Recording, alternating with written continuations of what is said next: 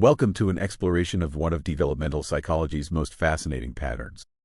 Across remarkably diverse cultures and language families, from English to Swahili, Mandarin to Navajo, babies consistently learn to identify and name their nose before almost any other body part. This peculiar phenomenon, known as the nose acquisition bias, persists despite noses being neither the most visually distinctive facial feature nor the most functionally important body part in a child's daily interactions. Today, we'll dive deep into this cross-cultural curiosity to understand what it reveals about language development, cognitive psychology, and even the evolution of human communication. Imagine sitting with a toddler, pointing to your own nose, and asking, "What's this?" This seemingly simple interaction reveals a consistent pattern that has puzzled researchers for decades. Through extensive studies analyzing early vocabulary acquisition across 28 distinct languages, researchers have documented that the word for nose consistently ranks at or near the top of first learned body parts. What makes this particularly strange is that this pattern defies what we might expect based on several factors. Visual prominence. Eyes are more visually engaging and expressive. Functional importance. Hands are used constantly for interaction. And parental interaction. Parents spend more time talking about eyes when saying, "Look at me," or hands when cautioning, "Be careful." Yet somehow, across vastly different linguistic environments, the nose emerges as a linguistic frontrunner in early development. This fascinating pattern was first systematically documented in the 1970s by psycholinguist Catherine Nelson, who noticed it while studying early language acquisition. However, it gained renewed attention and scientific validity in the early 2000s through the MacArthur-Bates Communicative Development Inventories. These comprehensive inventories track early language acquisition across cultures, providing researchers with standardized data about which words children learn and when. In a 2006 meta-analysis spanning 11 language families, the nose naming phenomenon appeared with such remarkable consistency that researchers initially suspected methodological errors. They questioned whether something in their research design was creating this pattern artificially. After multiple verification studies with different methodologies, the conclusion was inescapable. This wasn't a research artifact but a genuine developmental phenomenon. The true strength of the nose acquisition bias lies in its persistence across dramatically different cultural contexts. In rural communities in Mali, where the Bambara language is spoken, researchers found that despite significant differences in child-rearing practices and parent-child verbal interactions, toddlers still identified and named their noses before other body parts. Traditional Bambara parenting involves less direct face-to-face interaction than Western parenting styles, yet the pattern persisted. Similarly, studies with Aboriginal children in Australia's Northern Territory showed the same pattern, despite dramatically different cultural contexts from Western subjects. The consistency across such diverse environments suggests something fundamental about human development rather than a culturally transmitted pattern. From urban Tokyo to remote villages in Papua New Guinea, children consistently learn nose early in their vocabulary development, suggesting biological or cognitive factors that transcend cultural differences. The leading explanation for this cross-linguistic oddity involves a fascinating intersection of phonology, neurolinguistics, and developmental biology. Nasal consonants like M and N are among the first sounds babies can physiologically produce.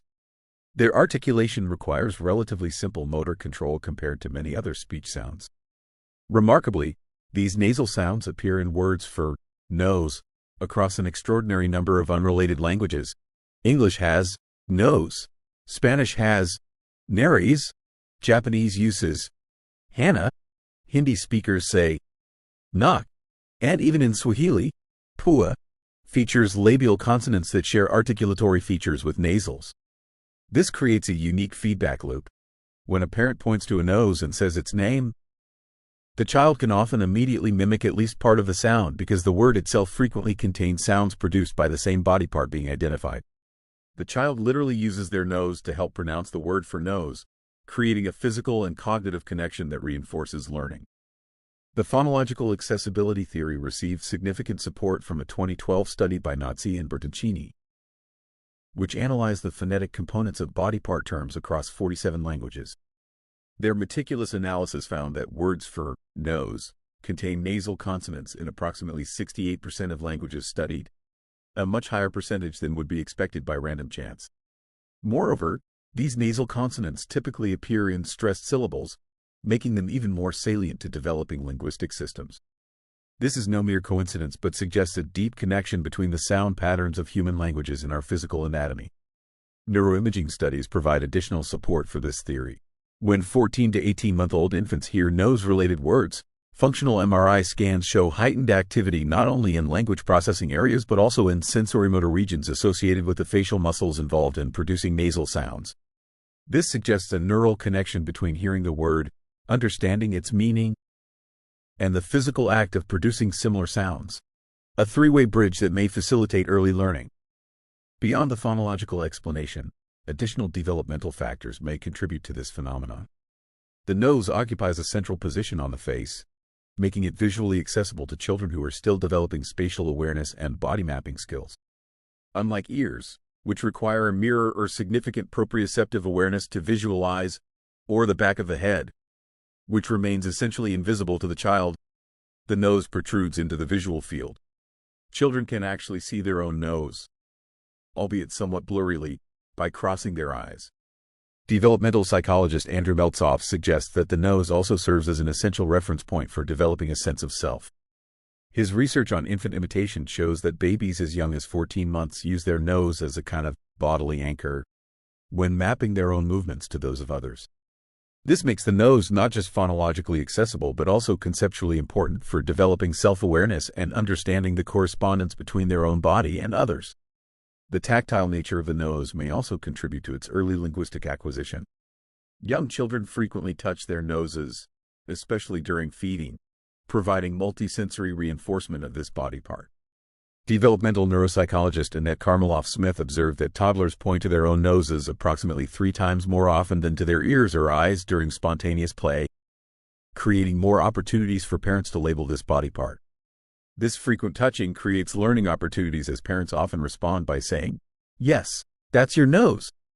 The combination of touch, vision, and sound creates a rich multisensory learning environment specifically around this facial feature. Some researchers speculate this represents a form of embodied cognition that may have influenced the evolution of words for facial features across human languages. The physical act of producing nasal consonants creates a sensory connection to the body part being named, a phenomenon not present for most other body parts, where the sound of the word has no physical relationship to the part itself. Evolutionary linguist Daniel Everett, known for his work with the Pirahã people of the Amazon, suggests that this nose-naming phenomenon may reflect ancient patterns in human language evolution. He proposes that body parts associated with distinctive sounds, like the nose with nasal consonants, might have been among the earliest referential words in proto-human languages. This hypothesis aligns with broader theories about sound symbolism in language evolution, the idea that some word-meaning relationships aren't entirely arbitrary. Just as onomatopoeic words mimic the sounds they describe, words for body parts might have evolved to incorporate sounds produced by those same parts. This connection between sound and meaning could represent one of the oldest patterns in human language, possibly dating back tens of thousands of years to the early development of symbolic communication. If true, when children learn nose first, they may be retracing steps taken by our distant ancestors as they develop the first human languages. Comparative studies with great apes provide an intriguing context for understanding the uniquely human nature of this phenomenon. While chimpanzees and bonobos can learn to identify body parts using sign language or lexicograms, they show no particular preference for learning nose-related symbols earlier than other body parts. This suggests the nose naming bias may be uniquely human, possibly linked to our evolved capacity for speech and the specific anatomical configurations that enable nasal consonants. Our closest evolutionary relatives lack both the specialized vocal anatomy for producing the diverse range of sounds humans can make and the neural circuitry that connects sound production so intimately with meaning. The absence of the nose bias in non-human primates underscores that this isn't simply about the nose's visibility or importance, but specifically about its relationship to human speech sounds.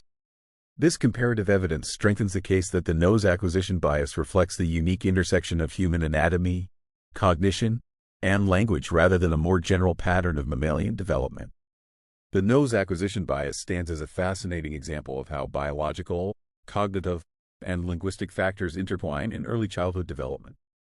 What initially appears to be a simple curiosity, children learning nose before other body parts, turns out to be a complex phenomenon reflecting the embodied nature of language acquisition. This cross-cultural pattern reminds us that language development follows paths shaped not just by culture and environment, but also by the fundamental architecture of human cognition and the physical apparatus of speech. The nose, sitting literally at the center of the face, also occupies a special place in the developing linguistic mind, bridging sound production, self-awareness, and early vocabulary. This phenomenon challenges traditional views that see language acquisition as primarily a cognitive or social process, suggesting instead that it's deeply rooted in our physical bodies. The sounds we can make, the body parts we can see and feel, and the neural connections between perception and production all shape how we learn to name the world around us, beginning with our own bodies. Understanding the nose acquisition bias has practical implications for language development specialists, speech therapists, and parents. By recognizing the natural advantages that make certain words easier for children to learn first, we can better design language intervention strategies for children with developmental delays. If nasal sounds and body parts with multisensory feedback are naturally easier entry points to language, these might serve as effective starting places for children struggling with language acquisition. Additionally, this research highlights the importance of embodied, interactive learning rather than passive exposure. When children can see, touch, and produce sounds related to what they're learning, they form stronger neural connections that support language development. The nose bias reminds us that language isn't just in the brain. It's a whole body experience that begins with our most fundamental understanding of ourselves. Next time you see a toddler confidently pointing to their nose while struggling to identify other body parts, you're witnessing not just a cute developmental moment, but a profound linguistic pattern that bridges cultures, biology, and the evolution of human language itself, a small but remarkable window into the universal aspects of becoming human. The nose acquisition bias reveals something profound about human development that transcends cultural boundaries.